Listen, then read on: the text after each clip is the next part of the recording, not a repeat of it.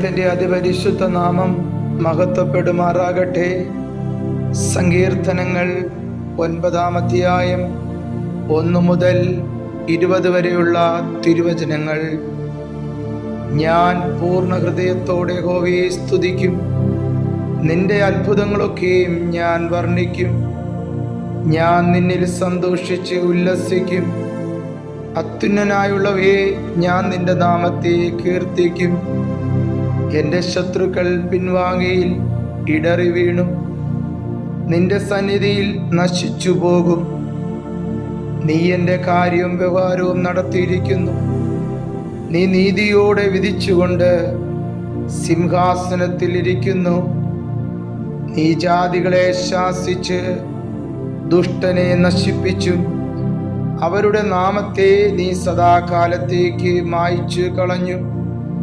ശത്രുക്കൾ മുടിഞ്ഞ് സദാകാലത്തേക്ക് നശിച്ചിരിക്കുന്നു. അവരുടെ പട്ടണങ്ങളെയും നീ മറിച്ചു കളഞ്ഞിരിക്കുന്നു. അവയുടെ ഓർമ്മ കൂടെ ഇല്ലാതെയായിരിക്കുന്നു.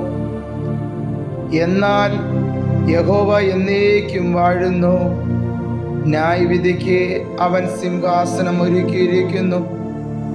അവൻ ലോകത്തെ നീതിയോടെ വിധിക്കും. ജാതികൾക്ക് നേരോടെ ന്യായപാലനം ചെയ്യും. യഹോവ പീഡിതനൊരു അഭയസ്ഥാനം, കഷ്ടകാലത്തൊരു അഭയസ്ഥാനം തന്നെ. നിന്റെ നാമത്തെ അറിയുന്നവർ നിന്നിൽ ആശ്രയിക്കും.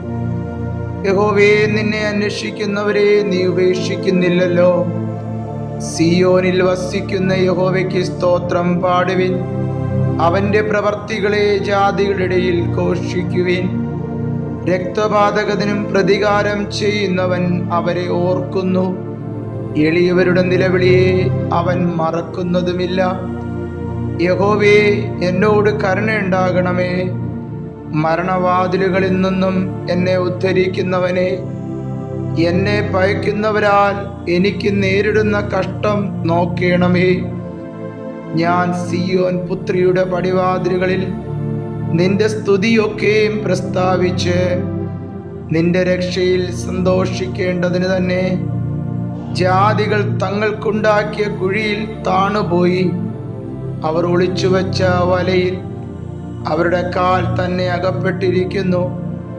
യഹോവ തന്നെത്താൻ വെളിപ്പെടുത്തി ന്യായവിധി നടത്തിയിരിക്കുന്നു. ദുഷ്ടൻ സ്വന്തം കൈകളുടെ പ്രവൃത്തിയിൽ കുടുങ്ങിയിരിക്കുന്നു. ദുഷ്ടന്മാരും ദൈവത്തെ മറക്കുന്ന സകല ജാതികളും പാതാളത്തിലേക്ക് തിരിയും.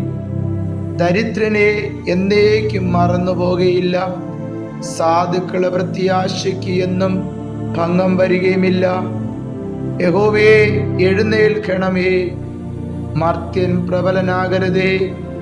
ജാതികൾ നിന്റെ സന്നിധിയിൽ വിധിക്കപ്പെടുമാറാകട്ടെ. യഹോവേ, തങ്ങൾ മർത്യരത്രേ എന്ന് ജാതികൾ അറിയേണ്ടതിന് അവർക്ക് ഭയം വരുത്തണമേ. ഈ തിരുവചനങ്ങളാൽ ദൈവം നമ്മെ ധാരാളമായി അനുഗ്രഹിക്കുമാറാകട്ടെ. ആമേൻ.